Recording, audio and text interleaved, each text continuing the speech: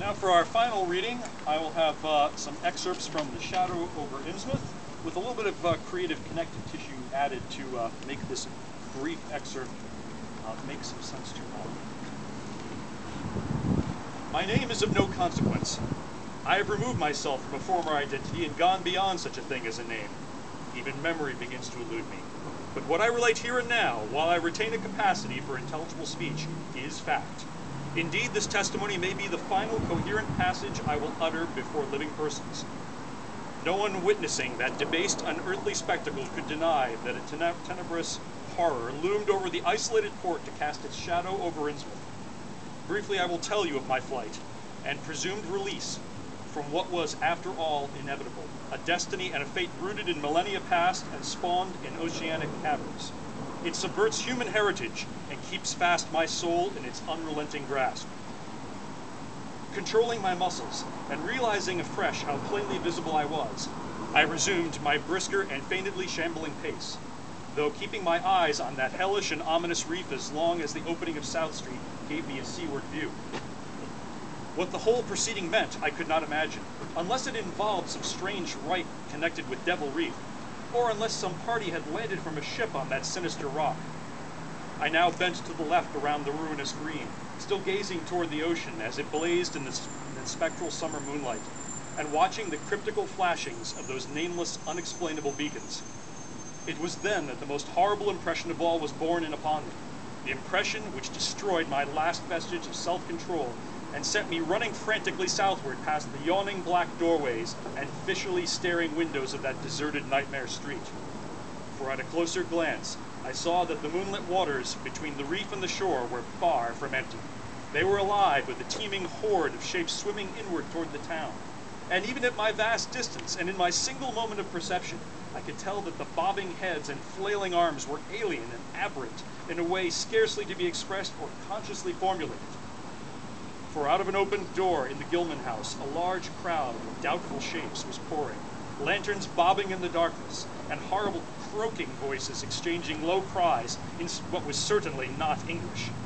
The figures moved uncertainly, and I realized to my relief that they did not know where I had gone. But for all that, they sent a shiver of horror through my frame. Their features were indistinguishable, but their crouching, shambling gait was abominably repellent. And worst of all, I perceived that one figure was strangely robed and unmistakably surrounded by a tall tiara of a design altogether too familiar. As the figures spread throughout the courtyard, I felt my fears increase. Suppose I could find no egress from the building on the side street. Suppose the fishy odor was detestable, and I wondered I could stand it without fainting.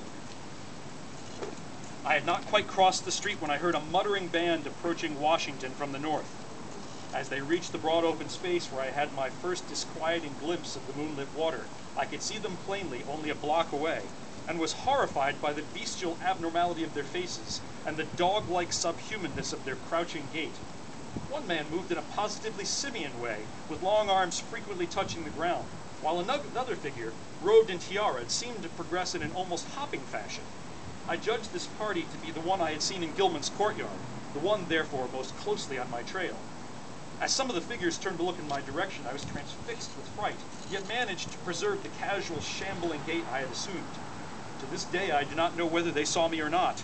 If they did, my stratagem must have deceived them, for they passed on across the moonlit space without varying their course, meanwhile croaking and jabbering in some hateful guttural patois I could not identify.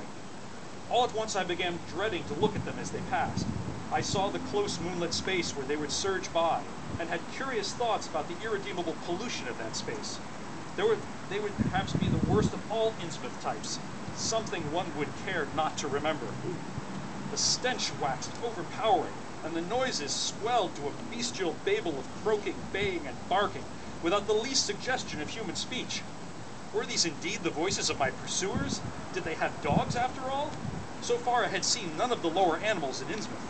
That flopping and pattering was monstrous. I could not look upon the degenerate creatures responsible for it. I would keep my eyes shut till they, with their hoarse snarlings, and the ground almost shaking with their alien rhythmed footfalls. My breath nearly ceased to come, and I put every ounce of willpower into the task of holding my eyelids down. But I must try to tell what I thought I saw that night under the mocking yellow moon, saw surging and hopping down the Rowley Road in plain sight in front of me as I crouched among the wild brambles of that desolate railway cut.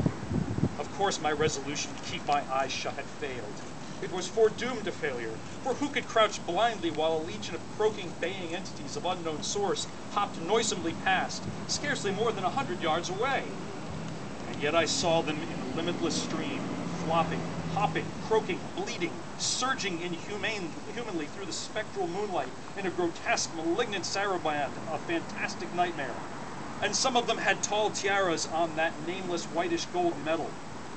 And some were strangely robed, and one who led the way was clad in a ghoulishly humped black coat and striped trousers, and had